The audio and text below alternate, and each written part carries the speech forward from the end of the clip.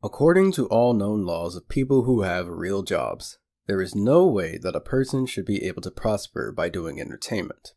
Their influences are too small to get their poor little fan bases off the ground.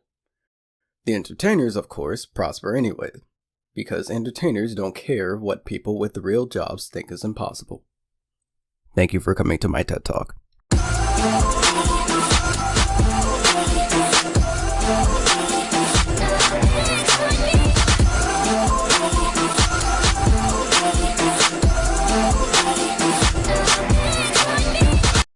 The B-movie.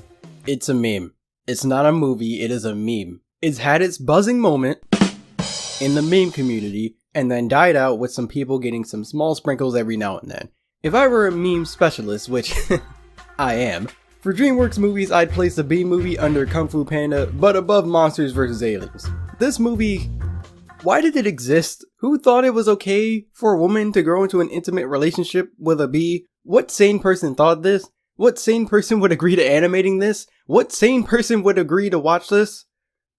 Unfortunately, I don't think anyone involved in this video, period, is sane. The person making it, the person watching it right now, I don't think any of us are sane. Now, with me having such a negative outlook on this movie that basically causes everyone's soul that knows about it to sting, you're probably wondering why I'm playing the game for this.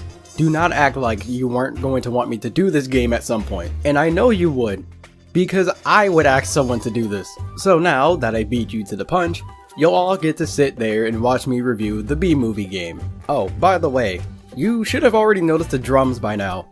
That's for B puns. These puns are going to get much worse.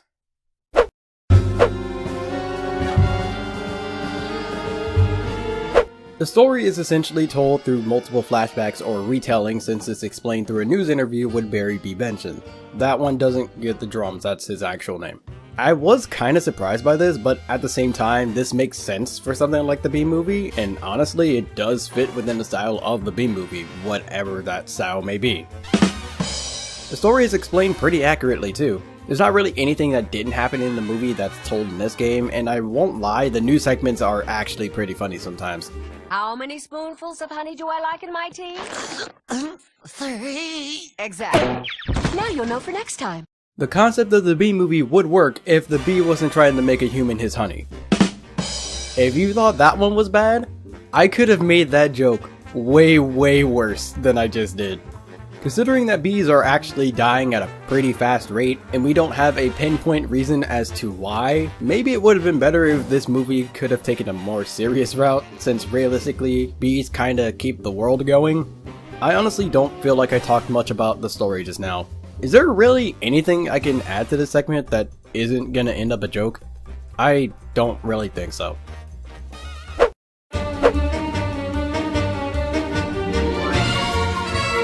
Rendered cutscenes are blurry and low quality. It's like I was watching a video in 240p. In terms of cutscenes, this might be the worst I've ever seen when it comes to the reviews I've done so far, and maybe even for a good while in terms of future reviews. The only ones that look consistently decent are the news segments that sometimes occurred before levels. Cutscenes also a lot of the time don't have music in them. Look, not every single cutscene in a game needs background music. In fact, silence can be used to a scene's advantage, and there are plenty good examples of this. But not having music for almost every scene in the game make cutscenes feel completely awkward, especially during tense moments and fight scenes. Like, imagine if I didn't play audio for this review and I just left a silence in at some point. What's the buzz with the music? Some cutscenes even have voice lines cut out early. Who's your supply? Ha-ha! Hungars! Prepare to feel the sting! Considering that the voice acting is pretty dodgy most of the time to begin with, could you at least make the duration of the lines decent? Speaking of which, from the research I did, only a few of the original voice actors are in this game. And honestly, they're the only good ones. Everyone else is either okay or straight up bad, and the few shining characters do not make up for it. While the bees at least look decent, people look horrible in this game. I actually question how people were okay with sending this game out when some of the people were animated like this in the game. And in general, just how glossy people look. They look more like alien creatures half the time than actual people. Also, you like jazz?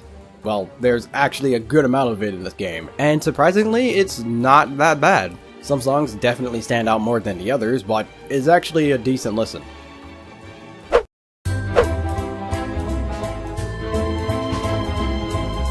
There are two main gameplay modes when it comes to this game, being outside and being inside the hive. When you're outside doing levels, you're able to buzz about, and you've got a pollinator at your disposal. This gun can collect pollen by locking onto healthy pollinated flowers. After doing so, you can then use said pollen on dried up flowers to give life to them.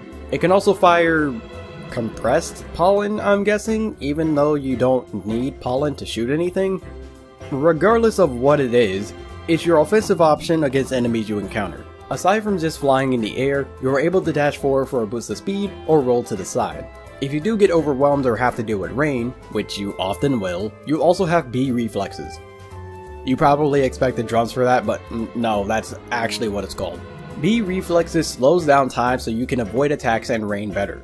You'll have to interact with the environment quite a bit in this game. There's a rain I already mentioned, interactable objects, and wind currents. The interactable objects can either be activated by dodging near them or locking onto certain objects and can potentially be used to defeat an enemy. Using wind currents will automatically have you make a beeline through wind to put you into a safe place, usually. While in these, you can't be hit by rain. All levels have primary objectives, while some additionally have secondary objectives. The primary ones have to be completed in order to progress through the game. The secondary ones you only have to do if you feel like it. Some levels will also give you quick time events that you have to meet the requirements for in order to advance or keep yourself from taking damage. Hidden in the levels are collectibles such as statues and concept art that you can view in a museum within the Hive. And speaking of, we're finally getting to know about the Hive 5. Oh wait, that's the wrong Hive. Inside New Hive City, yes that's what it's called, you can traverse around and go to job terminals. Using these job terminals activates 3 places you can go for jobs. Onyx Corporation, Pollen Jock Academy, and the Be Quick Taxi. Again, no drums, that's what it's called. Onyx Corporation and Pollen Jock Academy are assortments of minigames, while Be Quick Taxi has you drive bees that buzz for your assistance around to various places inside the hive, even though some places are literally a 2-minute walk at most from where they are, and they could easily do it themselves than call an Uber, wasting someone's time. At the exit of the hive, there is a pollen jock that you can talk to who is essentially your level menu. He can also give you upgrades in exchange for honey drops. These honey drops can be obtained by doing jobs in the hive, pollinating flowers outside of the hive, and finding individual pieces of them in either parts of the game. The honey drops can also be used on costumes and vehicles in New Hive City.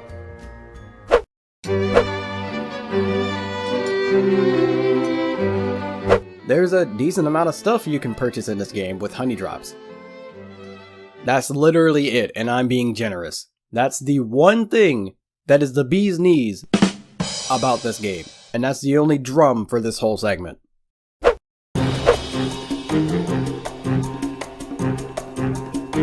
For the flying around gameplay, it is one of the most annoying systems I've used. Shooting couldn't be any more boring since you only fire when an enemy is over your reticle, so you might as well just spam the fire button until it registers because the dot feels super inaccurate sometimes, and even if you shoot, it's not a hit scan shot, meaning it doesn't instantly hit your target. It does still have to travel. This means you could potentially still miss your shot and you're not able to lead said shots at all. And now for the big reason why I hate this. No. That's not good enough of a word. I hate the Polar Express game. I think despise suits this game much better. Remember those upgrades that I mentioned before? When I first heard this, I thought, oh cool, that means you can upgrade Barry and his gun so that you can fly better or shoot differently, or absorb more pollen or honey from flowers, or something with the bee reflexes. Anything like that. Nope, that's not what they are.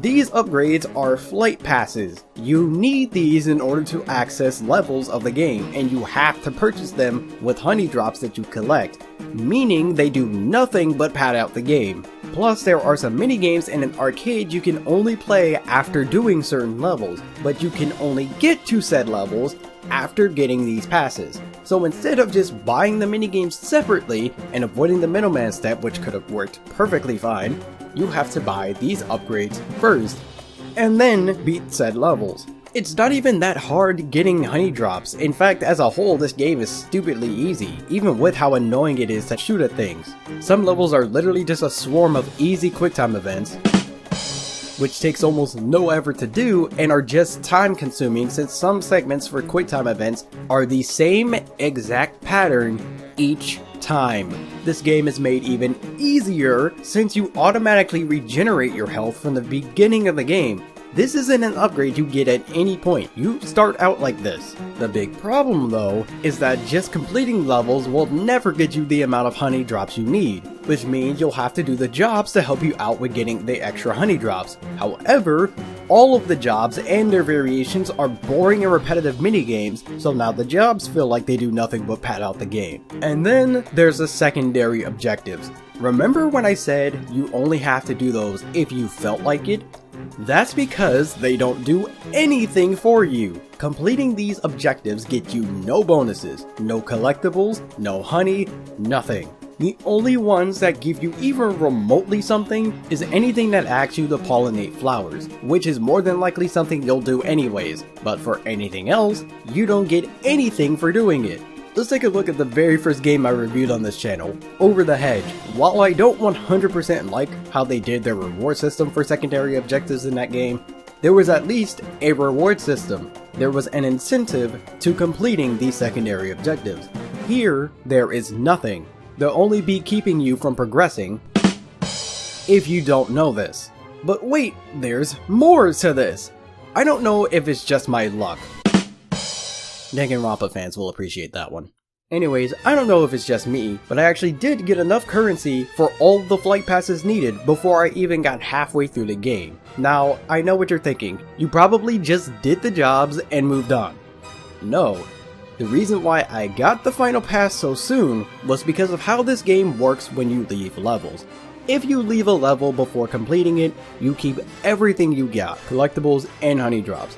I did not find this out intentionally, which leads me into why I got the currency so fast. I had to constantly leave a particular level of the game. Afternoon Panic. My great luck, of course, had me find one of the glitchiest levels I have ever seen in my life. Afternoon Panic has two major issues with it. For one, there's a tendency for this level to just randomly give me a black screen, which I like to call the honeycomb of despair. There's a 2-4 for you guys. Here, I couldn't do anything at all except leave the level, and this screen could occur at the very beginning of gameplay, or in a later segment of the level. The second issue comes after this, or at least to my knowledge it does. I don't even know if these issues actually overlap with each other. The next segment places you in front of some wind currents. These wind currents go in a circle, which by design is stupid because they don't even lead you to where you're supposed to go.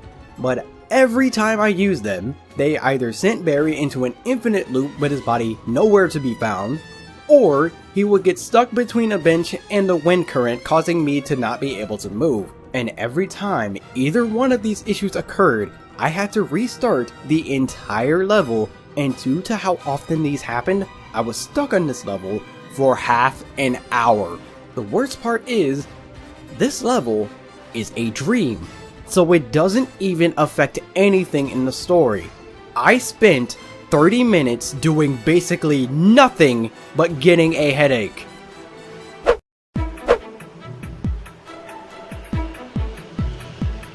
The environmental objects used for kills were pretty cool, even though you can just spam them, but they weren't exactly reliable since most areas of the game don't have stuff like this, or at least nothing that feels like the one that the tutorial teaches you. But considering that you could spam them, maybe it's for the best that there weren't more. Bees have the same voice regardless of age. Yo, Cabby! Yo, Cabby! I could have grown a beard waiting for you, pal. I could have grown a beard waiting for you, pal. You don't know how many times I've heard the same two lines by the same two genders over and over doing the driving missions, and given my luck, it was just for footage for this review. It's not like this matters that much though, since technically you might not even run into this issue if you're as lucky as I am.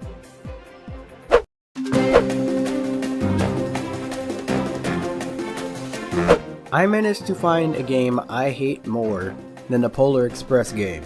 I had almost nothing but bad things to say about this game and how abysmal it is. Something I haven't mentioned up until now is that this game came out a few days before the movie released. That's not any form of new trend or anything. Plenty of games in the past have done this. In fact, Chicken Little, another game that I reviewed, did the same thing. The thing though is that with Chicken Little, that game was at least decent enough to give enjoyment to the players so that they would at least be somewhat curious about the movie and that could potentially convince their parents to see it with them. This game is one of the most boring, flawed, and busted games I played in a good while, which I'm pretty sure would do the exact opposite of what the game is intended to do, which is to bring people in for the movie. All I'm hoping is I don't find a game worse than this very soon. What's going on, my fellow residents? It's me, TheFrozenCavern, and thank you guys for making it to the end of this video.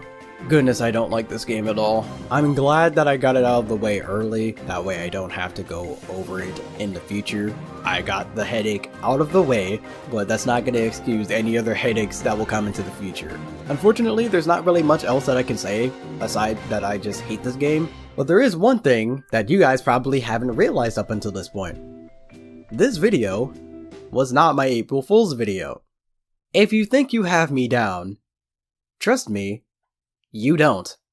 I don't even have myself down sometimes. But anyways, again, there's not really much else that I can say about this game. I hate it, and I'm moving on from this game now, thankfully. But anyways, in the description, I have all my social medias, Facebook, Instagram, Twitter, and Discord. They're all down there, so make sure you go over to there, because those are all ways of knowing whenever I upload another video, or have plans for another video, or things along those lines when it comes to the YouTube channel. And if you enjoyed this video, don't forget to like and subscribe, as well as share with your friends and family, because they might be interested in the B-movie game. I don't know how many of them would, but they might. They might also hate it, so that's another good reason for you to share the video. But regardless, until the next video, take care.